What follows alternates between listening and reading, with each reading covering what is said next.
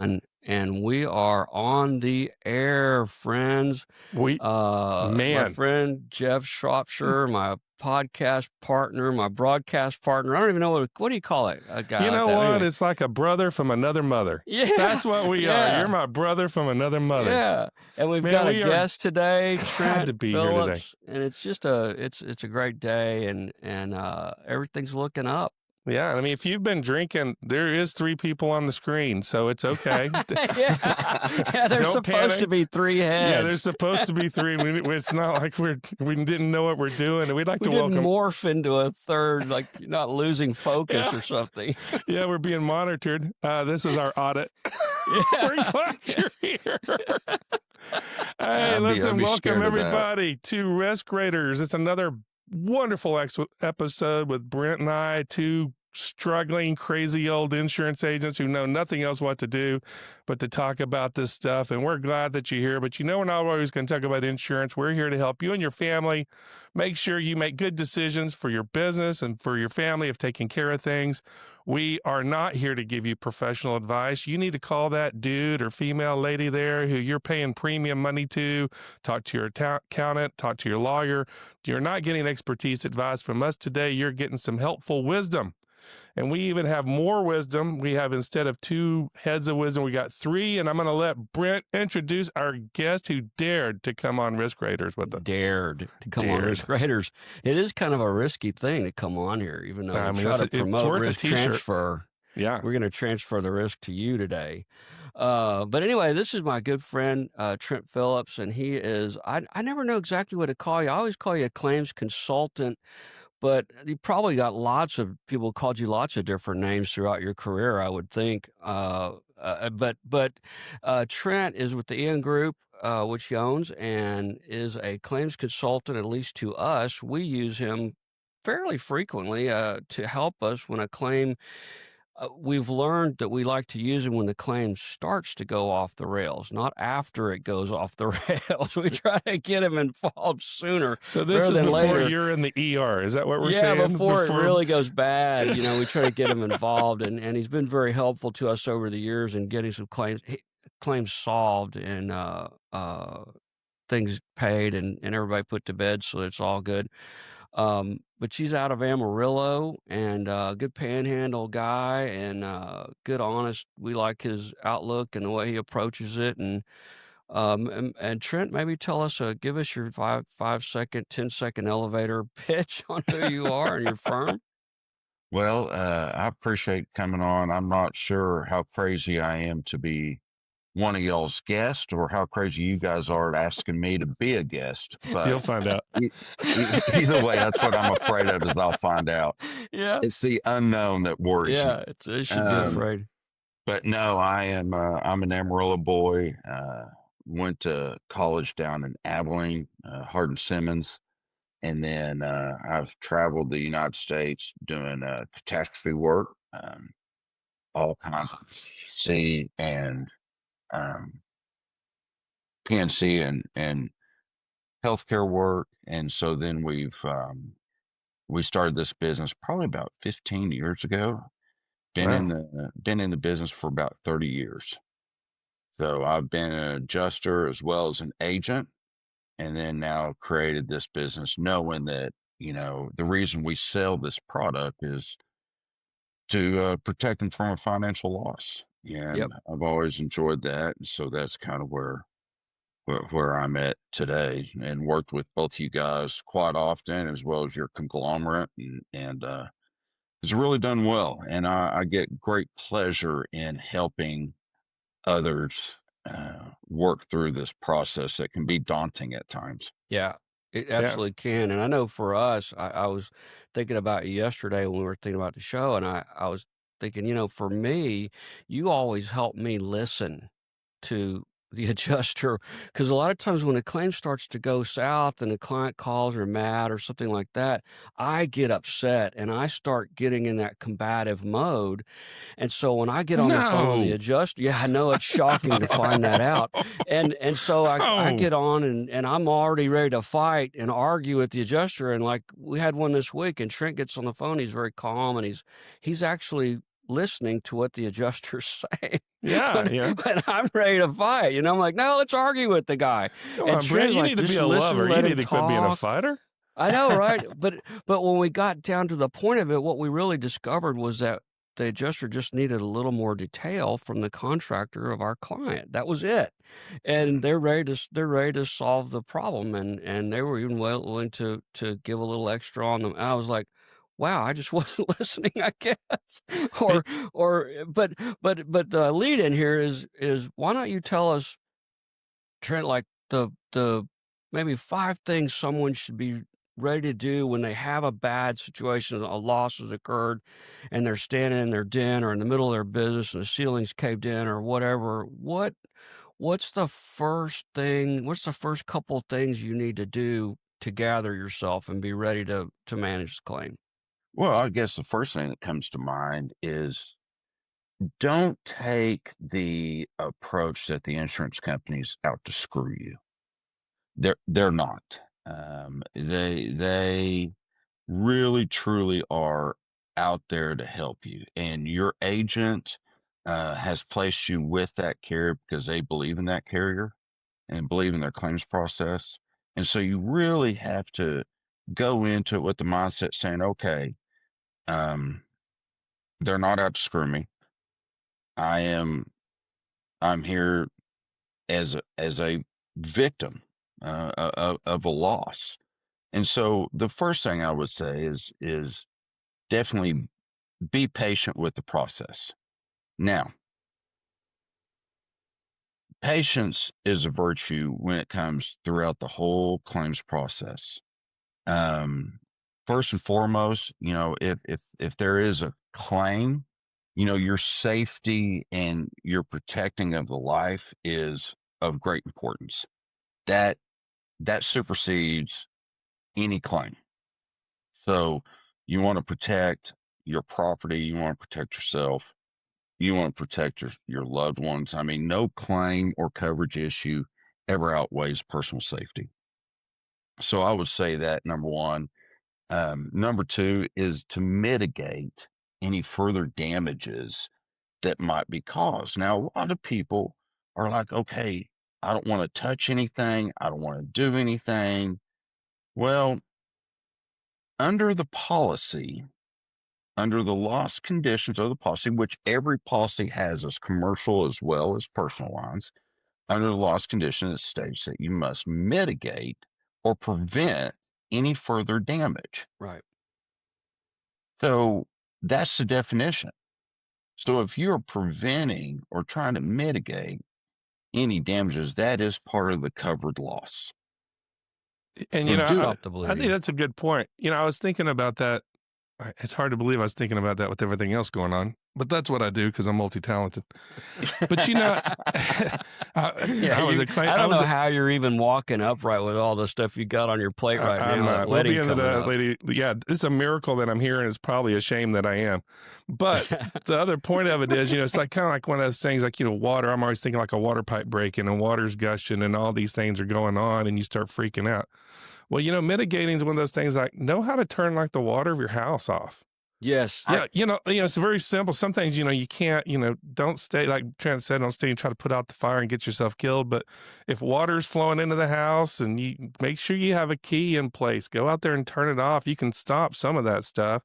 And then you can just kind of be thinking of ways to just manage the disaster until the professionals can get there without Man, getting yourself killed, right? that's a great point, is Yeah. knowing where your water shut off is. Everyone should be able to run to that quickly and just bam, water's off. Well, they have 'Cause those new devices you can put inside your house. You can oh, do yeah. that.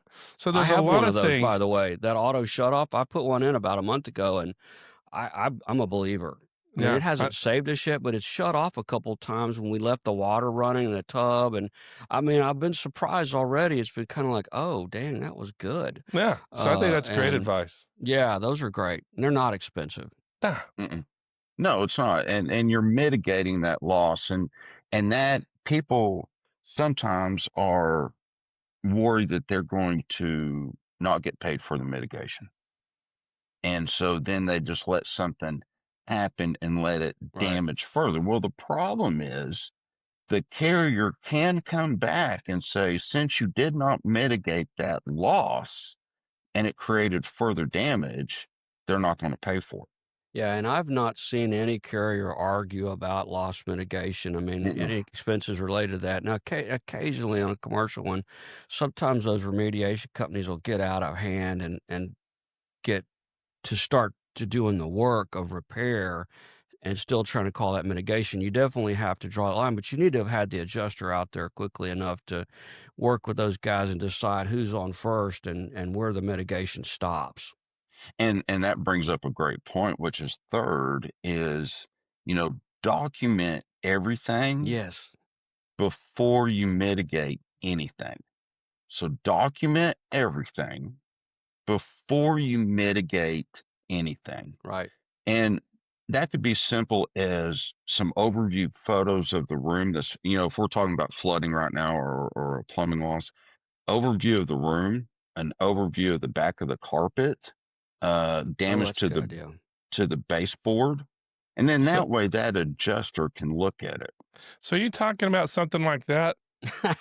That's exactly what I'm talking about. Why do you have that on your He had phone? a That's plumbing Amy's overflow. office 2 weeks ago when the ceiling drain, that little drain right there in the ceiling above her office came detached during a rainstorm. And by the grace of God, Amy was what? On a cruise. So she was gone Oh, and we didn't have to. But it did not turn into a claim, but it turned into, oh, and look at that, the week before. That's back not up a good sewer and stuff. drain. That didn't smell well, folks.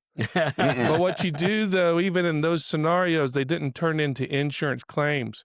But you start documenting them because you don't know when it's going to end and you don't know for sure what you're dealing with. But Right. snapping pictures like that immediately and before you start the partial cleanup and all that stuff, if it's one of those claim situations, you can do that. I would tell you to start doing that no matter how small you think it is or how big it Yes. is, Because you because don't you're know how right. bad the damage is until you really It get in there. does, and it tells the story to the adjuster. You're actually helping yourself explain the claim, and you're giving them all the tools in the world to help take care of you. Because I think a Mhm. lot of this stuff is proactive stuff of giving the adjusters what they need to make the good decisions to put you back whole.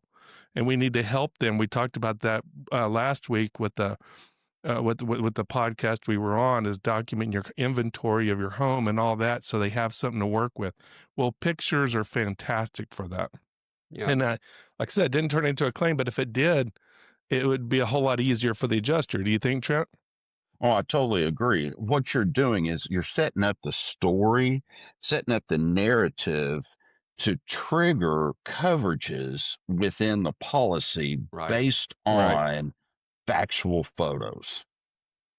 And Yep. so the adjuster would really appreciate, the photos that are doing that, because your adjuster might be in town, your adjuster might be out of town as well, and they might just be adjusting the claim based off of photos. Right. So documentation is great, and that would be the fourth thing that I would say is once you do all of this and you start building your story, that's when you have a conversation with your agent. And that conversation with the agent is just like what you showed, Jeff, is those damages probably did not exceed your deductible. No. And so your agent can kind of advise, hey, let's turn it in because, yes, this is going to exceed your deductible. Or no, let's not turn it in. There's no need to notify the carrier that you had a $500 water leak. Absolutely. So utilize your agent and their account managers to help you um, direct the claim. Um, Amen. I mean, they'll and love that phone call. I mean, because if you turn in these frivolous claims and you end up getting non-renewed later down the line and all that, and you use your insurance policy like a maintenance policy, it doesn't matter really Mhm. what carrier it is. With the market that we're in, folks are looking for reasons to not write you. I know Yeah. that sounds really bad, No, but it's true. that's the mentality. So your And there's agent nothing needs to worse on guide your you with that. record.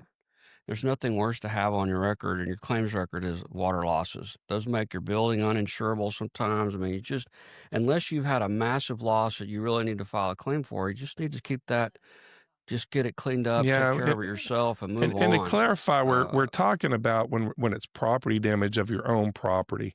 right. If you hurt other people get hurt, a Yes. liability claim, or you damage Mhm. somebody else's stuff, that's a necessary call immediately Yeah. because you need to protect yourself. Absolutely. But we're really talking here about your home, your business, things that you own and that you're responsible for on Right. how to handle those. Because on those other issues, if you've hurt somebody else or you've broken somebody else's stuff, you need to get on the phone with your agent immediately. Yeah. But Get out in front of it. this is good stuff for your own stuff, your home or your own business buildings and stuff like that. Yeah. Yeah, that's what we call in the industry a first party claim. Yeah. And so, once you do notify the carrier, you've got all your documentation already. So you're telling your agent, hey, this happened on this date of loss. This is the location it happened at. Um, and here's the story of what happened. And that really, really helps the agent. And then, last, my fifth kind of point is keep record of all your expenses. And your expenses can also be your time, to Yes. wit, you spent away from the office cleaning up your house, or the expenses of running to your local hardware store, buying mops and pans and doing things to mitigate, because those receipts will then turn into reimbursements. I would So, also encourage you to get all the emails and everything that's transactional with the claim and the adjusters, move that into a file folder too, so that mhm, it's all together. amen to that. And then trust the process. Yeah. That would be, you asked for five, I'm giving you six. Trust the process, because the adjuster also wants this claim closed as quickly as you do. They want it done because they too are trying to mitigate any losses that are Right. out there. So the more you have the package that you're giving your agent that is then giving it to the adjuster, the better the claim process and the recovery will be. Right. I would add too, and I think you're going to speak to this in a minute maybe, but I would say also too is keep it friendly with the adjuster. Don't Mm, jump on them like a wild animal yeah. right away and expect a good outcome. I mean, you need to be friendly and cooperative, within Yeah, reason, and give them whatever they ask, not whatever, but give them what they well, ask for. If they want another Yeah. and we picture, if they say want, that all the you know, time. People's intent is good. yeah, Yeah. I would say this too, and I learned that just a couple of weeks ago with that. You need to keep a list of contractors or vendors or remediation people on your phone or at home, to where if something water's running, you need to know who you're going to call to come suck it out if it's more than what you can do. If you have somebody who does some work around your house who can patch some things up, do some stuff, your name of your roofer. If you have a roofer, keep all those things, because when these disasters happen, that thing that I just showed you, all those pictures, that happened on a Saturday night. The cleaning crew found it when it was raining. So it's not I'm not the most prepared on Saturday night, to deal with water coming through a roof and all that. And most people, disasters are inconvenient. So you need to keep a list of your regular people yeah, that you would call, because that saves you time and stress when something happens, because you can get moving. And man, that makes the whole thing. So then by the time you talk to the adjuster, you talk with your agent, you can kind of cool your jets a little bit and ease into it and let people, like Brent said, let people talk to you and let you listen. And I think that's just a way to do it. It's just starting off with a flamer in your mouth is not going yeah. to Don't help come anybody. out with your guns a blazing because No, it's there's no just going to reason make it a to. combative deal. Mm-mm. No, there's not. No, Doesn't need it's to be not. like And that. and that's not helping anybody. Mm-mm. Um, Come in patient, come in understanding that the carrier's not out to get you, and provide the information to that adjuster, because that adjuster, I promise you, is wanting to pay for the claim Yeah, and they just get wanna the get it claim settled, like handled. you said. Yeah, yeah, I mean, they and wanna get it off their desk, and the quickest way to do that is to get everybody made up and made whole, so, well, excellent. Those are great points, and I think that's, it's been a great segment. And again, we've appreciated your help on the we've not had to use you a ton, but the times we have, you really saved us, and, we appreciate you a lot, and, glad you came on this morning. I think we're gonna wrap this segment up and move on to close. We try to keep this thing short, it's insurance, and so we don't wanna we don't wanna run on too Actually, it's because long. I have a baby brain, and Brent can Yeah. tell what if I'm fading. So that's what it's Yeah, he like. starts to nod and his eyes start to blink really fast. I I start know thinking that, about, wow, I wonder what my car's yeah. doing right now. No, actually, what you're thinking about is sitting in that church on Saturday afternoon with the cha-ching sound going in the background. Oh, that cha-ching's already cha-chunged. Yeah, it's already cha-chinged, hasn't it? You've already done that piece. So, I'm just waiting for the anyway, bus to come pick me up and take me to Austin. yeah, I get it. I get it. Well, Trent, tell us the name of your company. Is it Ian yes, Group? sir. Yeah, it's Ian Group. You can find us at iangroup.biz, and we're out there as consultants, like you said. Just our team are made up of seasoned adjusters as well as agencies, and in our realm, we've really got um, a full house of people that can help with claims. And then in 2026, we're really pushing with AI, and the claims process with AI. So Yeah. it's Well, a it's and a I great think industry. too, yeah, next time we have you on, we want to talk about valuations. I know that's a pretty sensitive subject right now. Nobody wants to raise the value on their property, but at the same time, we need to be fully insured. So, No, and I would encourage all of our agent friends out there all across Trent. Do you work with people in just Texas or everywhere? What do you Yeah, cover? we cover. We're in about 23 states, pretty Fantastic. much Texas, and then up and down the Midwest. So Well, we handle it all, and definitely can be out there of assistance. And if you need anything, our name and numbers on the website. Would love to help out and answer any questions that you may have. well, I that's would tell all of excellent. our agent friends all across the country that you should at least call Trent. It's a good conversation to have. We've really enjoyed working with him, and just as a friend he's just got a lot of knowledge, and everybody can benefit from that phone call. So, Trent, I just want to thank you very much for coming on. And I always learn something all the time. Your experience and your generosity to do this is very much appreciated. And man, I hope you have a very Merry Christmas. And thank Yeah. you again for all you do for us and all of our CAA partners. Yep. Well, I appreciate you guys. Thank you for letting me be a guest and kind of share my passion uh, of insurance. So I greatly appreciate it, and looking forward to coming back on and listening to your podcast each week. Well, All thanks for right. keeping Thank you, Brent's brother. blood pressure down because Yeah. He he keeps called me me in the other control. day and said, I think this podcast thing's about over. And then all of a sudden it was like, well, Trent fixed it, so I'm all right. Trent fixed it, so it's all I'm okay now. All Anyway, right, thank you, man. brother. We'll see you Appreciate soon. you. Take All care. right. Take Talk to you care. guys later. All right. All right. Merry Christmas. Bye bye. Oh, Man, I he's a always great learn guy. something from Trent.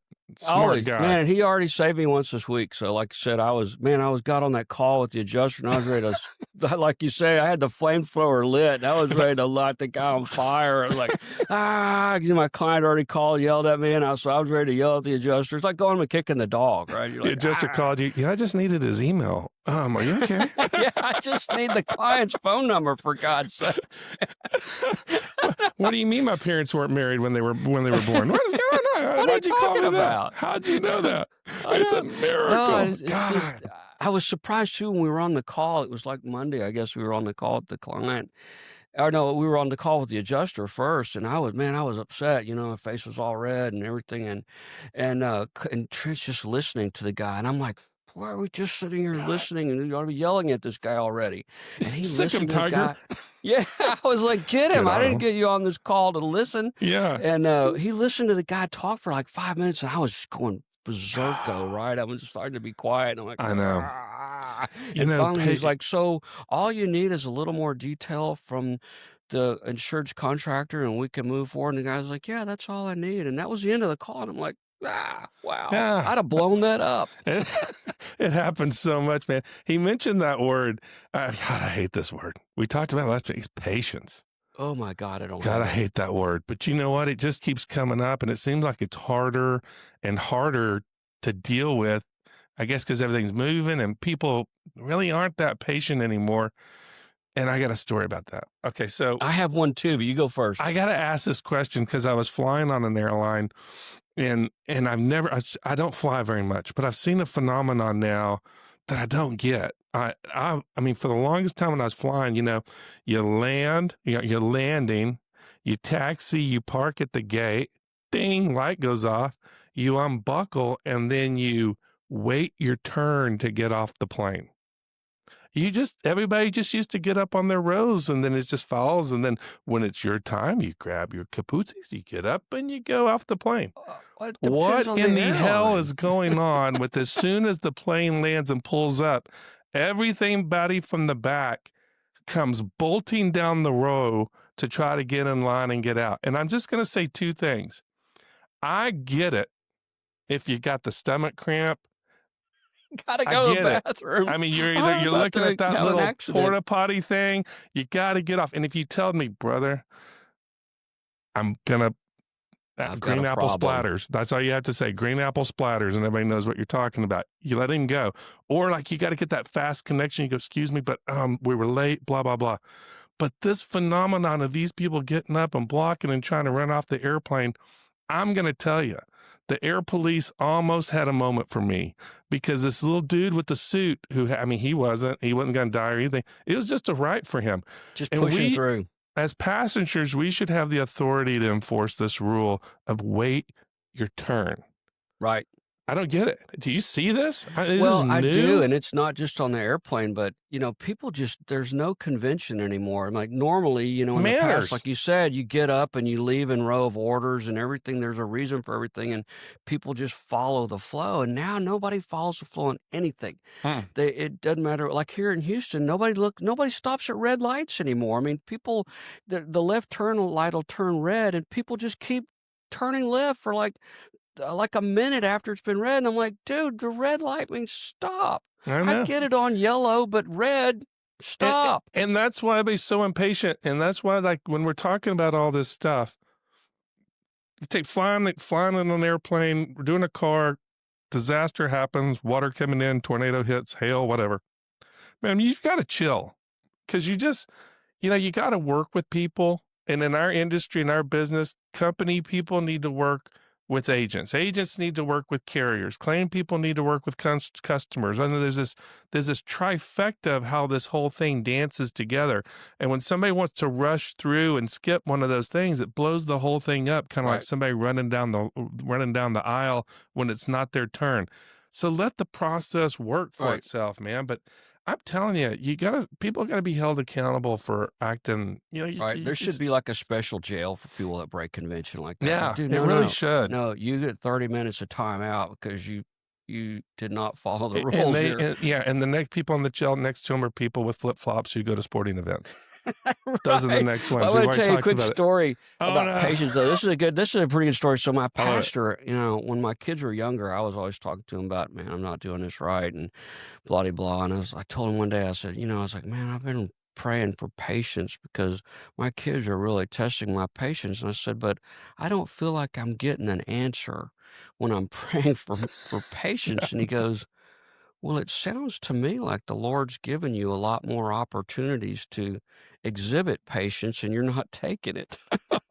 And I was like, no, that's not what I'm talking about. But after you ran into somebody who has wisdom. Those are the people that they throw a wrench in everything. Geez. Wise people. I know. I hate it. I'm like, I want a solution, not me being patient. I want something fixed. What's your other answer? I don't have anything else. Of course, with his kids, he's probably like, just Lord, I'm just telling you, if you just He just took 1 or 2 of them, I'd be okay. No. I'll give it to you for $1. That's what I always tell people all the time. I got 3. I've got 1 or 2 to trade. I mean, I work with you on that deal. All right, So, man. Hey, we're all right, almost so out of time. we got 2 things. We're about to run out of clock. We got to talk about 2 things. You got this wedding coming up, and I don't know why. Oh my God, look at this. Look at this. Big 12 champions. How does that even happen? I woke up Sunday morning and champions. it was almost like, when you wake up and you've graduated from college Yeah, the day before and you're like, oh, wow. It's like the clouds have parted or like the sea had parted and we could Greatest walk. I day was ever. like, Yeah. wow. I was just like, man, I can't believe where we are. We're number 4 in the country and we're Big 12 champions. We don't even play again until January the 1st. Next year. We don't play till Yeah, next we year. don't even play till next. It's just the whole Oh, and I thing don't is have to just, stress about it this weekend. I don't have a game like I'm going to be sitting there giving my daughter away and then checking the score. I don't have to do that, and it keeps me out of trouble. Christmas, we get to celebrate Christmas. Oh, man, it just couldn't be any better. I know, it's just fantastic, and they've been playing so well. They have. I'm so proud of them. That's me. I'm so proud of them. After being a fairly long-suffering fan as you have been, we've been Tech fans our whole adult lives, and it's been a rocky road at times. And we did have that great, 2000, was it 2008? Well, I guess when we had that big time, we came up there and it was great. But man, it's been a long time, and it's been a long time since the Mike Leach era. There was a lot of fun times during that, but boy, it's been a pretty dry spell. And boy, this year it's just, our Cody Campbell and Dustin Walmer were like, hey, we're just going to go out and do this thing. And by God, they've done it. They did it, man. They did it. I think a lot of people are mad about that. I'm glad. I'm glad I'm they are. if they're mad about it. This is the way the game is now. This is the way it is. We just happen to be the first one to figure it out and go out and commit the funds to doing it. And I say good for us. Yeah, and if there's so many problems in the world, if this is what you're mad at, then your life is pretty good. I mean, let's just be honest. Right? If this is the thing that upsets you, then I'd say that's okay because life is going pretty good. So yeah, exactly. Wreck 'em. I've been practicing this on my camera. Wreck 'em. I know. Perfectly done on that's the camera. Perfect. You kind of almost make a heart out of them. And then I know it's like I love wreck 'em. Yeah, it's well, we could do something in the middle. We'll work on that this weekend. Weird, but I don't know where we're going with that. But yeah, we don't know much, but we do need to get a translator up here to start doing and there's probably something we could work at. Anyway, so Saturday, I'm going to see you at your daughter's wedding. And I got to ask you one question because I told my wife this morning when we were on our walk, I said, his daughter put us at the table with them. And I thought, that wasn't very smart. We're those 2 kids you have to separate in class, right? And so why did she? I'm glad she did because we know we're going to have a lot of fun and yucking it up and making noise. I know it's hard to believe. I'm bad enough on my own. Yeah. But then you put us together it's good. I don't know if mayhem's the word, but I mean, and there's going to be looking for a net to throw. Yeah, there's going to be cameras around, video, and we'll probably go in and start doing podcasts with people. Yeah, I don't know. Yeah, we might fire up the Riverside and do a podcast with your new son-in-law. So we have some questions for you. We want you to answer this. Oh, no, man. It's going to be so much fun, and I am so glad. We are going to have a good time. So if you're in Austin, I'm sorry, but we may need a cell phone number or 2. Maybe Nikki out there can back us up. Maybe she knows some folks that matter, there can help us in a jam. Yeah, we need to look up we need to look up our representatives that might be in town. We need we're going to need all the help we can get, I told Brent our only saving grace is I don't think the Austin police actually, unless it's a murder, I think we're good. And I'm thinking we're good. I don't think we're good. We're going to be good. My wife did tell me I was telling her this morning, I was like, yeah, I'm going to bring a couple bottles of champagne. And so she's like, tone it down. I don't like where you're going with this already. Because I don't know if you want to fill that. Don't fill that rolling bag up. Because I've got this rolling wine bag. It's dangerous. It holds like 12 bottles. And I tend to fill it up. And she's like, for God's sakes, man. Well, you never know when you meet a friend. That's what I said. What if we need some extra? And you can always take it home. You can always take it home. You never have, but you can always take it home. I've never gotten back home with any of it, but you could in theory. You could. We'll see what happens. We'll see what happens, but I'm sure we're going to have a great time, my friend. So it'll be good. I know we are. And I guess we're out of time. Tomorrow. We need to wrap it up. It's been a fun show. It's been our first guest. Thanks again, Trent. Cool. We appreciate Trent coming out and spending some time with us today. Y'all need to listen to him. He's a smart man. Man, he's helped us with so many clients. I can't tell you. We had some that really were on fire and in a jam, and man, everybody was yelling at each other, and the client was upset, and he's coming and going, "Whoa, everybody take a deep breath," and got him cleared up. So yeah, he's been a great help to us. So anyway, I guess that's all for this week, and we will see you guys next week. We're next week. Yeah. Listen, thanks for tuning in, everybody. Have a great week. Wreck 'em Tech. See you next week. Bye-bye.